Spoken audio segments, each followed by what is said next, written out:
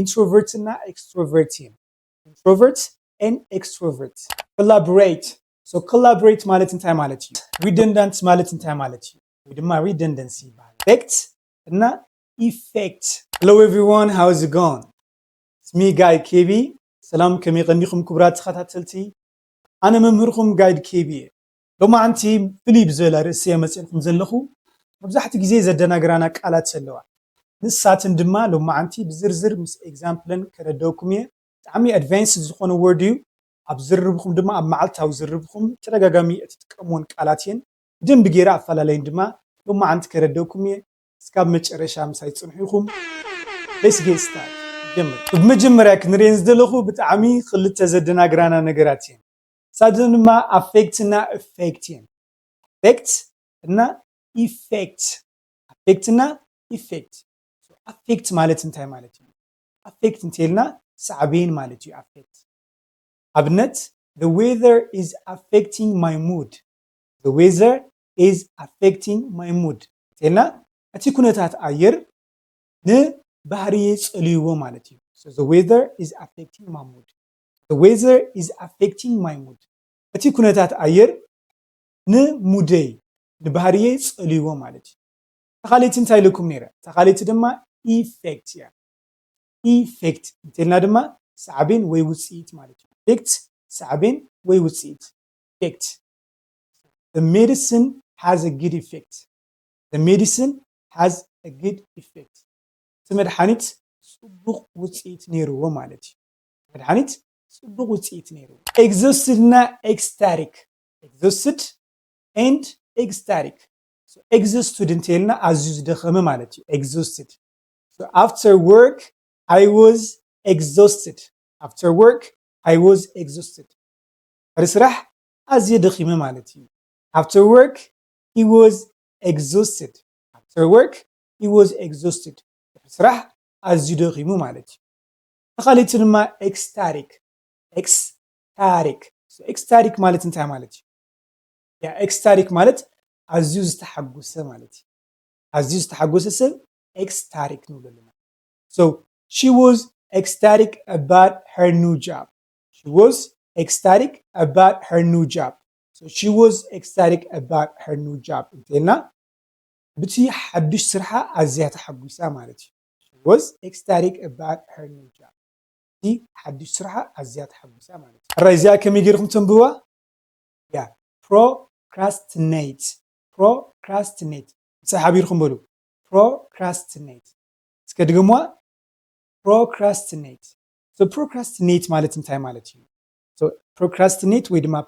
procrastination so procrastination ማለት ነገራት ምውዛፍ ነገራት ንኻሊእ መዓልቲ ምድንጓይ ማለት እዩ procrastination so procrastinate እንተልና ድማ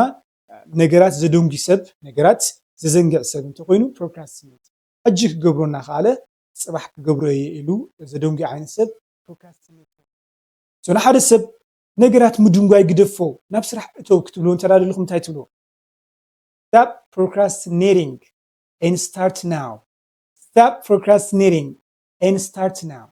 ነገራት ምድንጓይ ግደፎሞ ሕጂ ጀምር ነገራት ምድንጓይ ግደፎሞ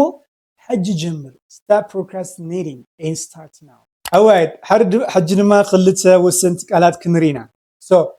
እዚ ድማ ባህሪ ናይ ወዲ ሰብ ዝገልፅ ኣየን introvert እና extrovert እየን introvert and extrovert so introvert ማለት እንታይ ማለት እዩ introvert ማለት እንታይ ማለት እዩ introvert ማለት ምስ ገዛ ርእሱ ግዜ ምሕላፍ ዝፈቱ ዓይነት ሰብ introvert ዝበሃል ናብ ውሽጡ ዝጥምት ዓይነት ሰብ introvert ይበሃል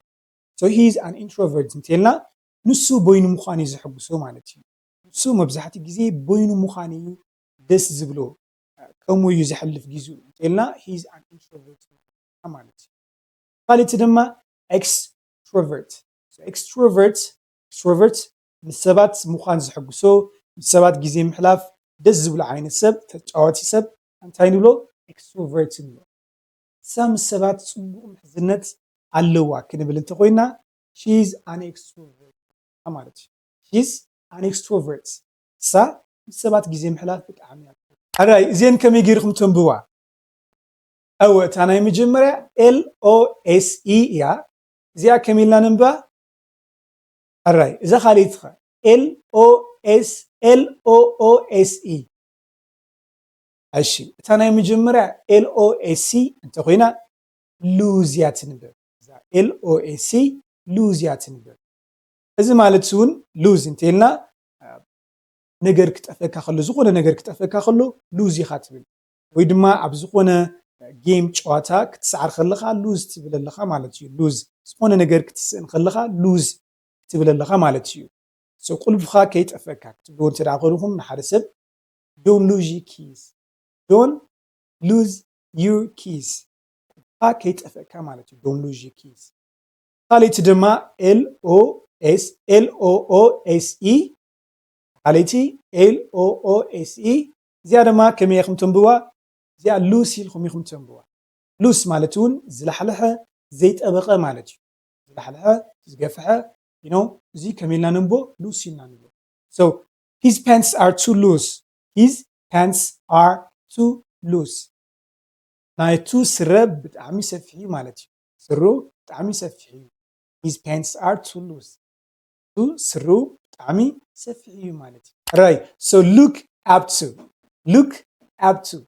yeah look up to እንታይ ማለት እዩ look up to ማለት ድማ ከም ሓደ ነገር ሓደ ሰብ ከም መርኣያ ምቁፃር look up to ይበሃል ወይ ድማ ዝኾነ ሰብ ብጣዕሚ ተኽብሮ እንተኮይኑ I look up to እናበልካ ናይዚ ሰብ ስም ክትኣቲ ትኽእል ኢኻ so look up to ክንብል ከለና ሓደ ሰብ ከም መርኣያ ምቁፃር ከምኡ እውን ድማ ምኽባር look up to ይበሃል ኣሮን ኣብ ዘለና so ኣሮን ነቦይ ከም መርኣያ እዩ ዝቆፅሮ ክብል እንተኮይኑ I look up to my father ይብል ኣሎ ማለት እዩ I look up to my father so ኣነ I look up to my father እንተኢለ ኣቦይ መርኣያ እዩ ማለት እዩ I look up to my father so እታ ካሊእቲ ድማ look down on so look down on so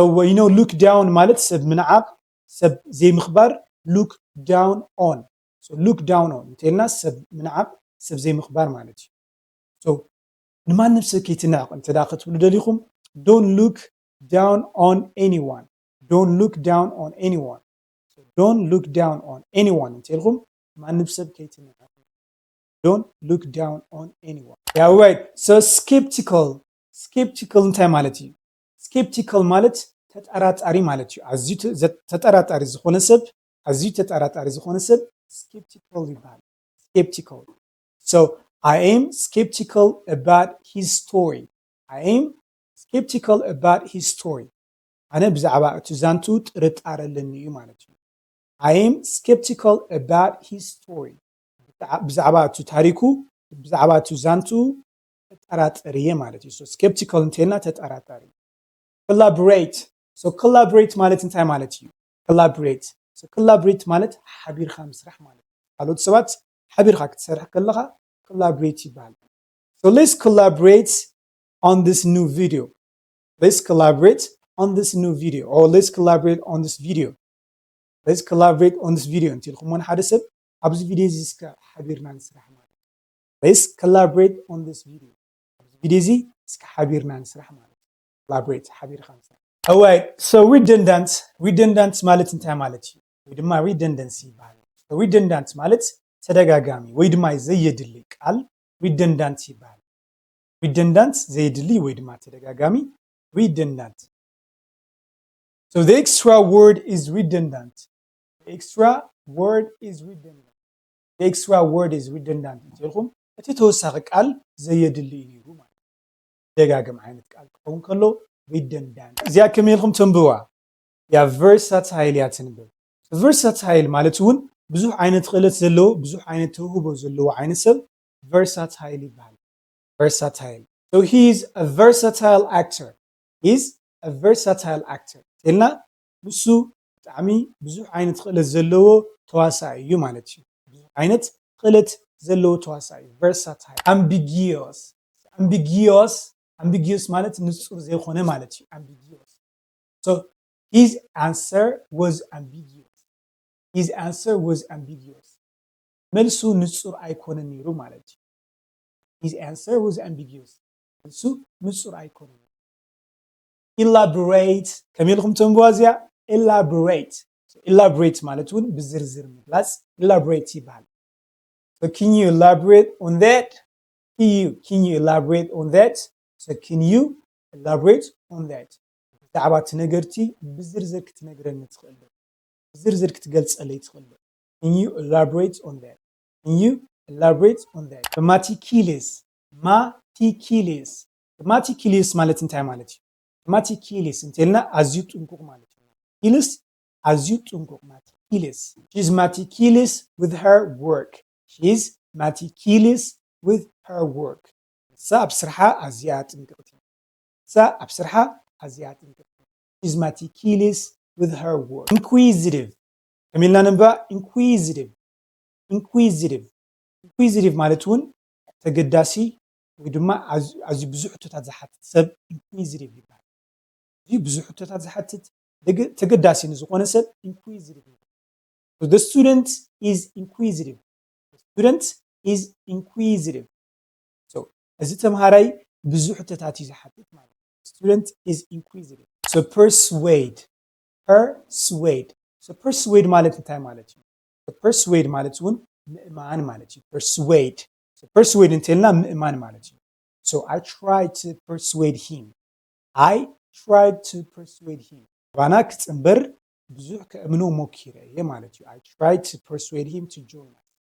ባና ክፅምበር ብዙሕ ከእምኖ ፈቲነ እየ vivid So vivid ማለት እንታይ ማለት እዩ vivid ማለት እውን ደሚቕ ወይ ድማ ንጹር ዝኾነ ነገር vivid ንብለና